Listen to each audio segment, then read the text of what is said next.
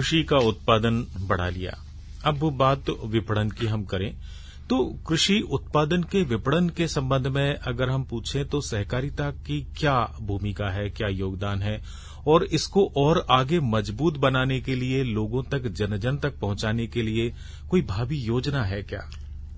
देखिए, कृषि उपज का विपणन जो मार्केटिंग सरप्लस किसान के पास रहता है, वर्तमान समय में हमारा त्रिस्तरीय ढांचा सहकारिता का इसमें काम कर रहा है। तहसील स्तर पर हमारी क्रय विक्रय सहकारी समितियां होती हैं जो किसानों का एमएसपी पे उपजों को क्रय करती हैं और एमएसपी के अलावा भी बाजार रेट पे भी ये सहकारी समितियां काम करती हैं। मध्य प्रदेश की अगर हम बात करें तो हमारे यहाँ की जो primary agriculture credit cooperative society जो किसानों को खाद बीज दवाइयां देती हैं, वो ही किसानों के उत्पादन को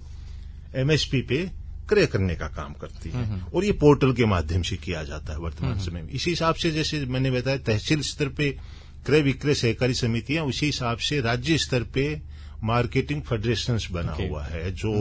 कृषि उपजों के उत्पादन को परचेज करने का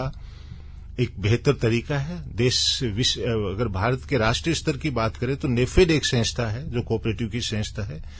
वो इस मामले को डील करती है। सहकारी समितियों का इसमें योगदान है, एक तो बेहतर मूल्य प्रदान करते हैं, विपणन की सुविधाएं देते हैं, बाजार की जानकारी हम उनको उपलब्ध कराते हैं, इसमें एक वित्तीय सहायता भी हम देते हैं कि अगर किसान अपने उत्पादों को ये समझता है कि अभी वर्तमान समय में उसका कीमत कम है इसलिए हम इसको कुछ समय के लिए स्टोरेज कर लें, तो किसान अपने जो कृषि उपज है उसको अपनी प्राथमिक सहकारी समिति के गोडाउन में स्टोरेज करवा सकता है या स्टेट वेयर हाउसिंग के गोडाउन्स है उसमें स्टोरेज करा सकता है। उसमें उसको जो स्टोरेज का जो किराया लगता है उस पर सब्सिडी दी जाती है और जो उसका कृषि जितना उत्पादन उसका रखा जाता है उस रसीद के हिसाब से उसको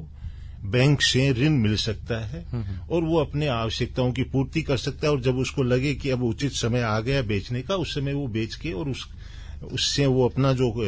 लोन लिया है वो भी चुका सकता है। तो गुणवत्ता नियंत्रण पे भी सहकारी समितियां काम कर रही हैं, संरक्षण और प्रसंस्करण का भी काम करती है, प्रोसेसिंग का करती हैं। सहकारी समितियों के माध्यम से जो ऐसे ग्रुप बने हैं तो वो सामूहिक सौदेबाजी के तहत उनको अच्छी कीमत भी मिलती है, तो ये सब चीजें उसमें की जाती है। वर्तमान समय में एक निर्यात सहकारी समिति का भी गठन किया गया मल्टी स्टेट कोऑपरेटिव सोसाइटीज में, तो देश के कृषि उत्पादों को